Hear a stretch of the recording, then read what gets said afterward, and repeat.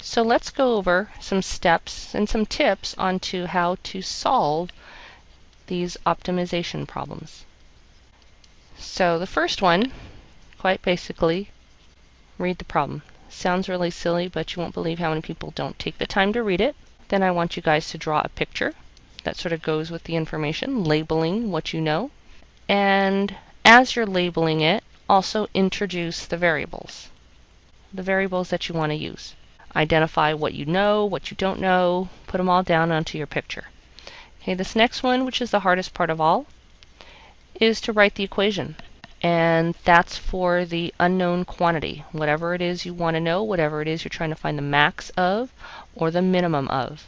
And oftentimes it's going to take some algebraic manipulation to be able to write this as a function of a single variable. So once you take the derivative of it and use your first derivative test, you're going to want to test all the critical points and the endpoints of your domain. That's one of the most often forgotten parts, is to make sure you check the endpoints in your domain. Alright, so I want to try a different kind of example here today, one additional one, and then I think I'm going to go over one of the problems on your homework. Alright, so we have a rectangle that is inscribed in a semicircle of radius 2. I want to know what is the largest area possible and what are the dimensions. Alright, so we're going to need to draw a picture. So I'm going to draw a semicircle, and I want to have a rectangle fitting inside of it. But I don't know how big that rectangle is, how wide it is, so maybe it looks something like this, or maybe it looks something like this. And I don't know which one it is, but I want to maximize it. So what I actually need to do here is, since I need to write some equations for it, I'm going to need to figure out how to write those equations. And in order to write those equations, I need to have an XY coordinate grid over this. So here are my XY axes. I know that this corner point of my rectangle is always going to be on my semicircle, because that's what it means to be inscribed in a semicircle. It must be touching at these 2 points right here. Okay, so I want to maximize the area. So the area is this space in here. So can I write an equation for my area? Well, so if that is my point xy, then that means my width down here will be 2x, and my height will be y. Hope you guys can see that part. The area is going to be 2x times y. But I can't just take the derivative of that because I've got x and y. Well, what are x and y? We'll try and remember now. That coordinate point, xy, must lie on my circle. So I need to come up with an equation for this circle. Well, it's a circle with radius 2, that was given. So that means if I write out the equation for the whole circle, that should be x squared plus y squared equals to 4. Or I can solve for y, and that'll be the square root of 4 minus x squared. So that means the y value, or the height of my rectangle, is always the square root of 4 minus x squared. This is now my area equation in terms of x. This is a function in one variable. So now I can apply the first derivative test to find a prime. I'm going to have to use the product rule here. So that'll be 2 times radical 4 minus x squared plus negative 2 x squared over radical 4 minus x squared.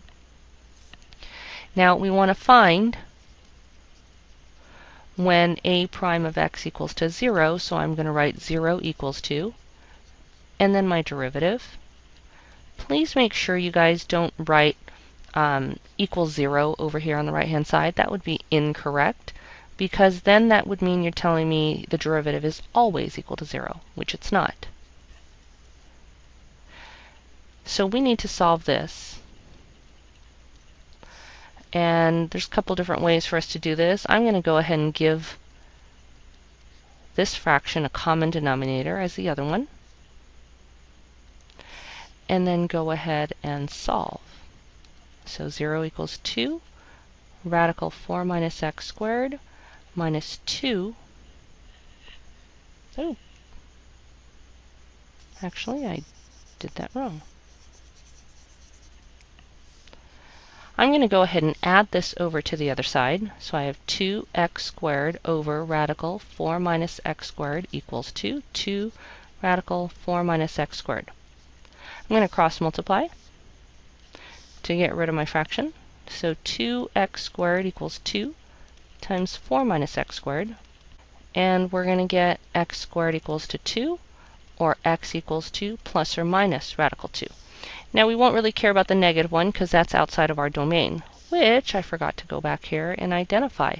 What are all the possible values of x? Well, if you look, x lies on our semicircle. So the smallest it could be would be up here at the top, 0, and the biggest it could be would be 2. So we need to actually test a of 0, a of radical 2, and a of 2. Now, a of 0 and a of 2 hopefully are obvious. They're going to give you 0 because it would have 0 width or 0 height. So it should be our answer in the middle here, which is what we get when we plug in radical 2 into our area formula. So plugging that in gives me 2 radical 2 times the square root of 4 minus 2, or 4.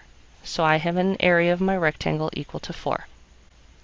Now let's go ahead and look at one of your homework problems. I'm going to look at number 19, the suitcase problem. So this one they gave you the diagram. I hope you were able to recognize the appropriate diagram. I believe it was underneath the problem as opposed to above the problem. So it looks something like this. And so this bottom part over here on the left-hand side will be the bottom of your suitcase, and the other one will be the top of your suitcase. I think it actually looks more like a briefcase. So you actually have this, like an open box at the bottom, and then you have another one on top that fits over it, which is also another open box. Okay, and they are actually attached here. Not a really good drawing, but it's sort of like a, I think, more briefcase as opposed to suitcase. Okay, all right. I think the dimensions for the height here are 24, and the width here is 36, which, if you take account for the sides of the box that have to get folded in, I hope you can see that this is going to be 24 minus 2x, and this right here, because half of this would be 18, would make it 18 minus 2x. So therefore the volume of the box would be 2x times 18 minus 2x times 24 minus 2x.